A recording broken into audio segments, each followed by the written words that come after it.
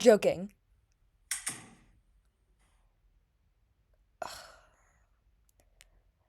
Hello everyone, welcome to Shota Aizawa Podfics. Today we're going to be reading Ouija Boards by Aizawa Sunshine, and I'm the guest host. Where did Mike Sensei get all these photos of me? I bet Mina has something to do with this. I'll talk to Mina-san soon. Back on track.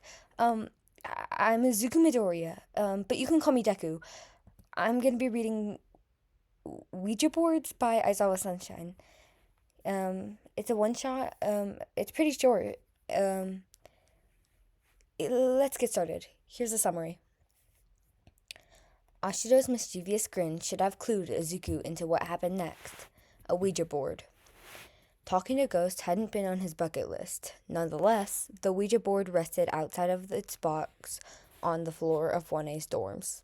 Or, fooling around with the Ouija board isn't the best idea with an accident-prone classmate. Ashido's mischievous grin should have clued Izuku into what happened next. A Ouija board. Talking to ghosts hadn't been on his bucket list. Nonetheless, the Ouija board had rested outside of its box on the floor of 1A's dorm. Come on, guys, it'll be fun, Ashido pleaded, not wanting to do it alone. He wasn't sure what went through his mind to offer to play, but he did. His presence must have given others the courage to join as well, as it was not only Ashido and himself sitting around the board, but Denki, Tokiyami, and surprisingly, Kachan. So, he began, how do we start this? Oh, it's simple, really. We put our hands on the board and ask questions. I've done a little research, and it's better to ask yes or no questions. Yes or no answers. Something about it being easier for spirits to answer. Oh, I almost forgot. I'll be the leader, or the one asking questions, Ashido replied. With no more words spoken, they placed their hands onto the plaque, beginning the seance. Is there anyone who's willing to speak with us? Ashido asked. The plaque moved to yes on the board. Ashido looked in awe, while Kachan looked less agitated than usual, more so interested. What a mad banquet of darkness, Tokiyami muttered as Ashido began her next question. Ignoring the suggestion she had set herself about yes or no questions, she asked, What's your name? They watched as the board slowly spelled out a name, darting from each individual letter. Oboro? That sounds strangely familiar, Izuku murmurs under his breath, trying to pull from a memory of the name, but coming up blank. How old are you? Ashido asked next. The blanket slides to the number 1 and 7, and Izuku is reminded of someone Aizawa-sensei had mentioned. Maybe he was their friend? Oboro, how did you die? Ashido asked suddenly, ripping Izuku from his thoughts. The blanket quickly moves to no, and when they try to move it, it just returns to the position.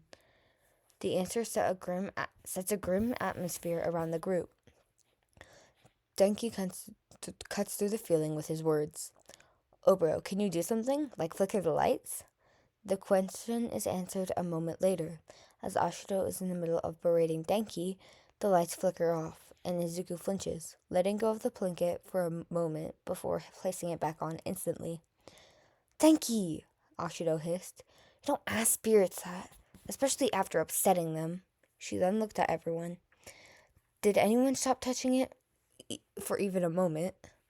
Everyone currently holding the blanket shook their heads as the lights flickered back on. Kachan, who has been closest to Izuku, had looked at him suspiciously, but inevitably didn't say anything. Okay, Ashido started. As long as no one let go, everything should be fine. She didn't specify what would happen if someone had let go. Ashido's words made Izuku nervous, but he still didn't admit to letting go. After that bout, they had decided to end the seance, putting the blanket firmly on goodbye. They then head to their respective rooms, with one student in particular having a difficult time falling asleep. Izuku wakes up to his alarm blaring right by his ear.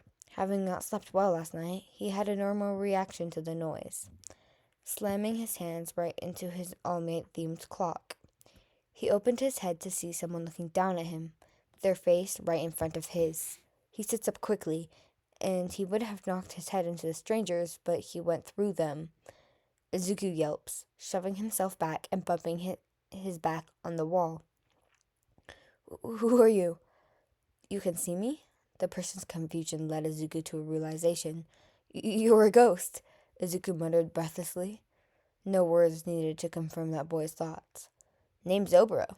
Oboro Shirakuma." "Wait, Oboro, you're the spirit we talked to yesterday. Am I haunted?" Izuku didn't feel haunted, per se, but he doesn't know what being haunted would feel like anyway. Oboro doesn't seem to know either, as he offers a shrug for an answer. Izuku was an idiot. He had released a blanket, and in return, he now sees a ghost. He should have definitely told Ashido that he let go, if Ashido even could do something. Embarrassment clogged his mind, and he could only think to lie. He checks his phone for the time, and a noise of surprise escapes him. He was going to be late. He jumps up, rushing over to grab his uniform. He's taken his shirt off halfway before he turns towards Oboro. Can you turn around?" "What? Oh, yeah, I can. Sorry." The ghost blushes scarlet at that, turning around. Izuku gets dressed and toes on his shoes, heading out of his dorm. He looks back at Oboro right before he leaves. "I guess we'll talk about this later," Izuku offered, letting a small smile slide onto his face when he got a nod. Not distracted anymore, Izuku runs as fast as he could to class. He makes it right before the bell rings, sliding in his seat. "Woke up late?" Uraraka says, making Izuku stutter out a nervous laugh and a nod.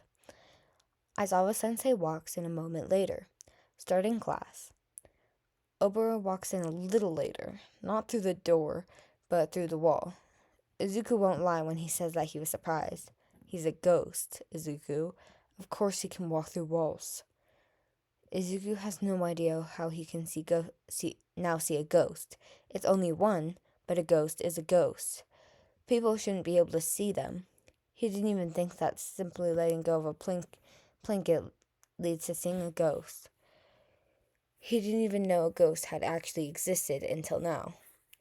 "Midoriya," his teacher's voice cuts through his thoughts. Sorry, what did you say?" he replied embarrassingly. Can you answer number 5 on the board?" 13? Incorrect. Next time, try to pay attention instead of staring at the wall." "Yes, sensei," Izuku mutters, looking down at his open textbook. He can hear Oboro mutter out an apology. For the rest of the lesson, the ghost standing next to Aizawa-sensei, replying to his rhetorical questions and calling him Shota. Eventually, the bell rang, but Izuku had his mind set on something else. He packed his bag like everyone else, but lingered behind. As soon as the last student filed out, he walked up to the podium, nervously standing in front of it. Class had gone fine. Well, to Shota standards. So when the students filed out with only one remaining, he knew something had to be wrong. "Aizawa-sensei?" Midoriya called out nervously. "Yes, problem child." Midoriya fidgeted under his gaze, and he wondered what he had done to deserve it. Perhaps this has something to do with his absent gaze while Shota had taught today's lesson. Do you know someone by the name of Oboro? Oboro Shirakumo?" Shota froze. Oboro? His student, the resident problem child, had asked about Oboro. Unpleasant memories bubbled to the surface. One of a certain light blue-haired boy. He tries to shove them down. "Oboro? Why do you ask?" Shota guessed his tone sounded guarded by the way Midoriya seemed to get more nervous. "So, we used a Ouija board yesterday. The lights went off and I let go for a moment, and when I went to bed, I woke up and I saw him. I'm not sure why, though. Shota is dumbfounded, to say the least. Is he here with us now? He found himself saying. Midoriya's nod didn't assure him much. Oboro? He calls out, glancing around even though he knows he wouldn't get a response. It's just a mere idea of him responding, hearing his voice or his laugh, seeing his smile. God, how Shota had missed it, finding stray cats with him, just being together. He couldn't stop the emotions that swam to the surface by even thinking of his name. Oboro was only a teen, yet he had died. Death truly comes for everyone regardless. He remembers how he, Hazashi, and Oboro had planned to be heroes together. They were going to have an agency, and what of it? Now Shota's a teacher for hero students. Sure, he's still a hero, but it's not the same. They never became heroes together. Hazashi and himself survived, but it's not the same. A piece of the puzzle is missing, and Shota knows it's never going to be finished. The bell rings once more, cutting off both Shota's thoughts and the current conversation. He dismisses Midoriya, leaving himself to stew in thoughts he never thought he would. Alright, everyone, that's the end of Ouija Boards by Aizawa Sunshine. The reason I read this is because apparently Hizashi and Shota-sensei, which they gave me permission to call them, I don't know what, but I'm muttering. They've been muttering a lot too lately, some quirk or something, and they figured I'd muttered less, and apparently I'm the only one who knew about this channel, other than Ashido. Anyways, I'm muttering, I'm so sorry. That's the end of this one shot. Please come back and read some more by Aizawa-sensei and Yamada-sensei, because they're really good YouTubers and super cool. Anyways, have an awesome day.